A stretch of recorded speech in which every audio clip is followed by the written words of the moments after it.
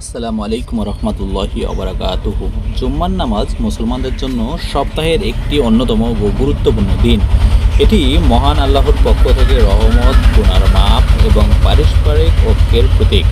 হাদিস অনুযায়ী বোঝা যায়, জুম্মার দিনে গোসল করে পবিত্র হয়ে মনোযোগ দিয়ে খুতবা শুনলে পূর্ববর্তী জুমা থেকে বর্তমান জুমা পর্যন্ত গুনাহ মাফ করে দেওয়া হয়। এটি সপ্তাহের সেরা দিন। এই জুম্মার দিনে দোয়া কবুলের বিশেষ বিশেষ কিছু মুহূর্ত রয়েছে। ১ নাম্বার, গুনাহ মাফের সুবর্ণ সুযোগ। ২ নাম্বার, সপ্তাহের শ্রেষ্ঠ দিন সেটি দোয়া কবুলের বিশেষ সময়, কদমে কদমে ছোয়াব এবং কবরের আযাব থেকে মুক্তি, ঐক্যের প্রতীক। সুপ্রিয় প্রিয় বন্ধুগণ, নবী করিম সাল্লাল্লাহু বলেছেন, যে ব্যক্তি সুন্দরভাবে গোসল করে আগে ভাগে মসজিদে যায়, মনোযোগ দিয়ে খুতবা শোনে, তার এই জুম্মা থেকে সামনের জুম্মা পর্যন্ত গুনাহগুলো মাফ করে দেওয়া হয়।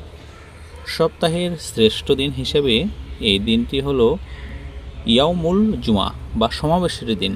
এই দিনকে সপ্তাহের সেরা দিন বলা হয়েছে। এই দিনে বিশেষ সময় দোয়া কবুল হয়ে থাকে। জুম্মার দিনে এমন একটি সময় আছে যখন কোনো মুসলমান আল্লাহর কাছে দোয়া করলে আল্লাহ তা কবুল করেন। কদমে কদমে সওয়াব। আগে ভাগে মসজিদে গিয়ে ইমামের কাছাকাছি বসে খুতবা শুনলে সেটি কদমের বিনিময়ে ১ বছর রোজা ও নামাজের সওয়াব পাওয়া যায়। কবরের আযাব থেকে মুক্তি। যে মুমিন ব্যক্তি জুম্মার দিন অথবা রাতে মৃত্যুবরণ করে, আল্লাহ তাকে কবরের শাস্তি থেকে রক্ষা করেন। ঐক্যের প্রতীক। জুম্মার নামাজ মুসলমানদের জন্য পারস্পরিক ঐক্য ও ভ্রাতৃত্বের এক বিশাল বন্ধন।